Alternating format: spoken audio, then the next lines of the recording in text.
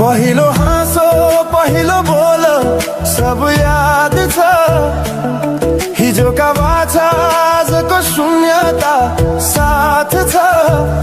जीवनको रंग नै हरायो अचानक, तिमी बिना बाँच्नु पर्यो कति कठिन। हावाको लहरमा सुन्छु तिम्रो आवाज, शून्य कोठामा प्रतिध्वनि जस्तो गाजा। सम्झनाको बादल मनमा जम्छ, रातको निद्रा फेरि कहाँ बस्छ।